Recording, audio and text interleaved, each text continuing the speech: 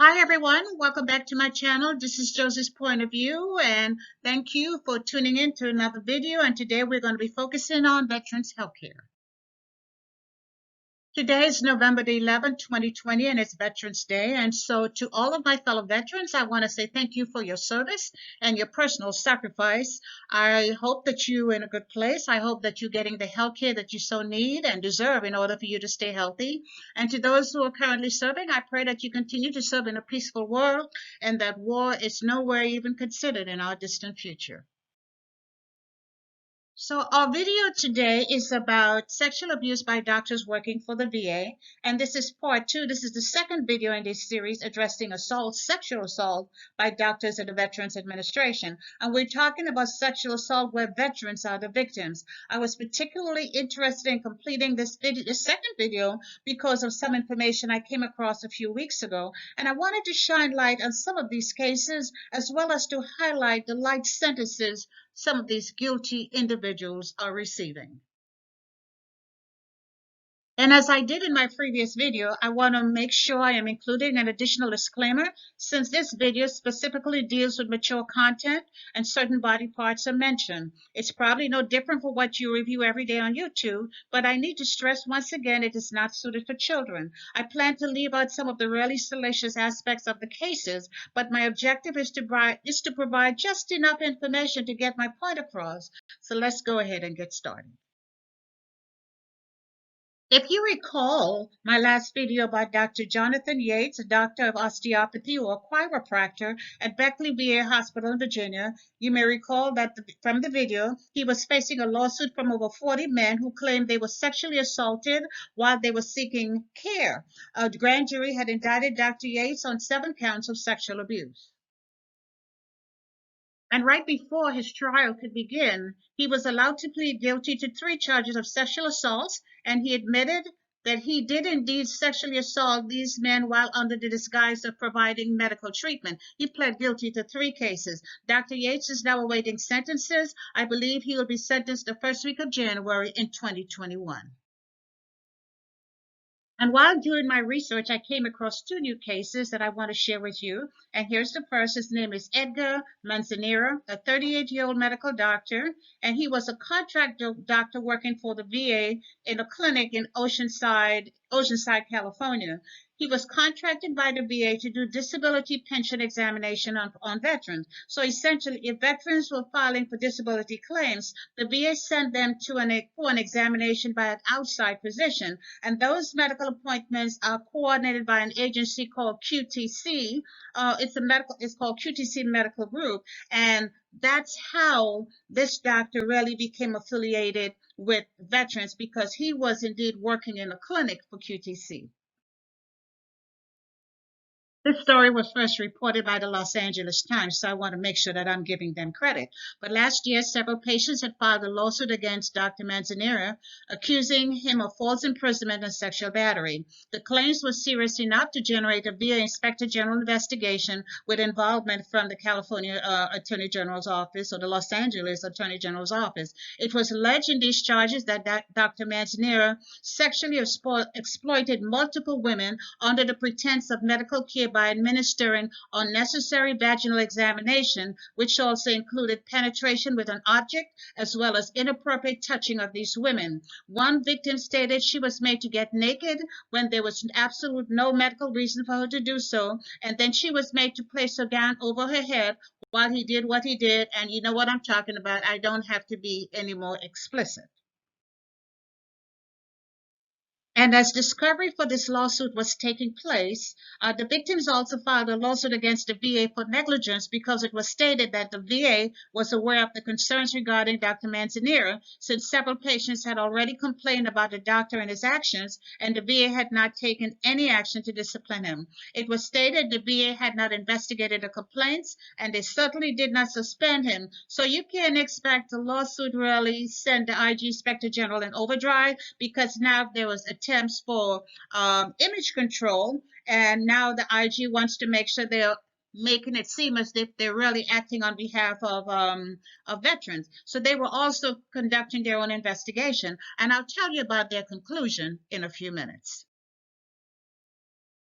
A grand jury indicted Dr. Manzanera on 5 counts of sexual assault and sexual exploitation, plus 4 counts of penetration with a foreign object. And I'm sure there were other charges that were not specified. And I'm sure there were numerous plea negotiations between his legal team and the state attorney general's office. But they finally reached a compromise right before they were to begin his trial. The doctor was allowed to plead guilty to 1 count of sexual exploitation by a physician, and he had to admit that his acts were committed against multiple women.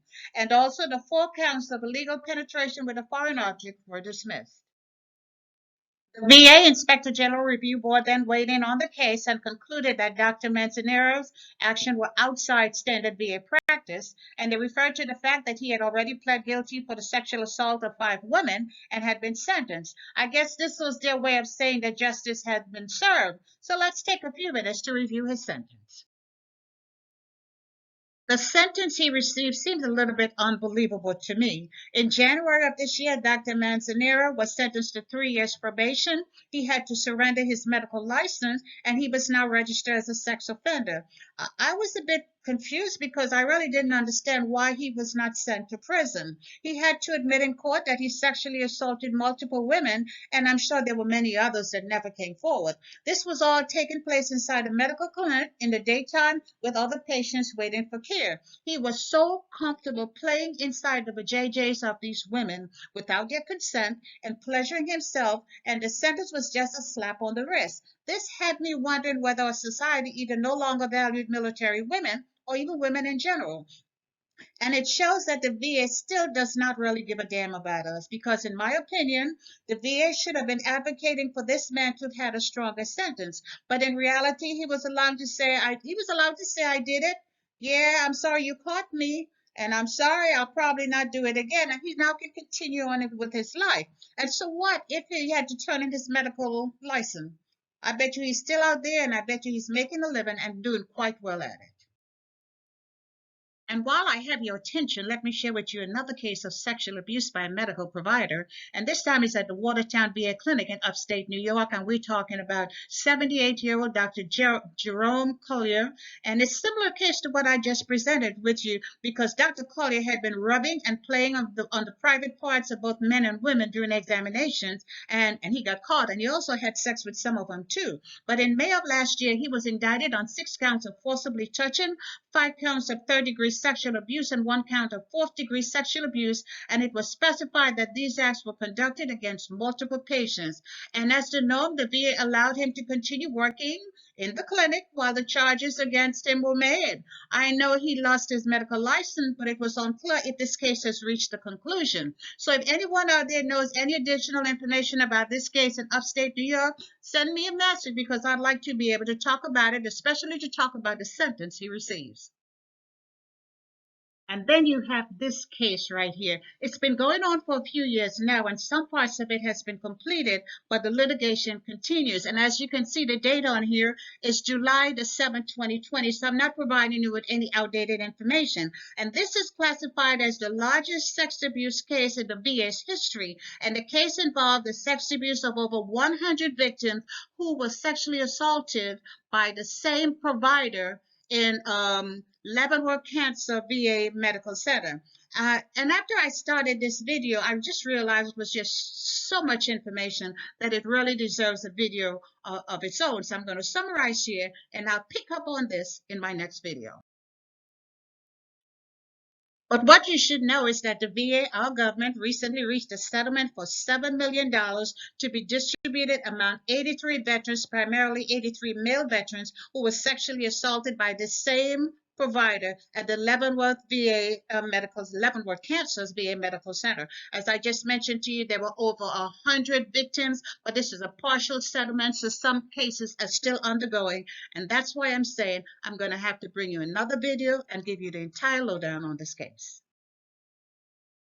So, ladies and gentlemen, this is just a summary of a few of them, but let me say to you, there are many of them out there, and settlements are being made, and they're done so quietly because the VA doesn't want to be talking about them, and the media also is not bringing it to the forefront. But I'm going to stay on top of it, and whenever I come across a case, especially a current case, I'll be bringing it to your attention. So that's all I have for you right now. Feel free to like and to share this video and leave me a comment below and let me know what you think. And if you have another story you'd like me to highlight, by all means, send me a message. And if you haven't done so already, I want to invite you to subscribe to my channel by clicking on that red subscribe button on the bottom right-hand corner of your screen. And if you click on this notification bell right here, you'll be the first to know whenever a new video is uploaded. I thank you for watching, and I'll talk to you soon. Bye.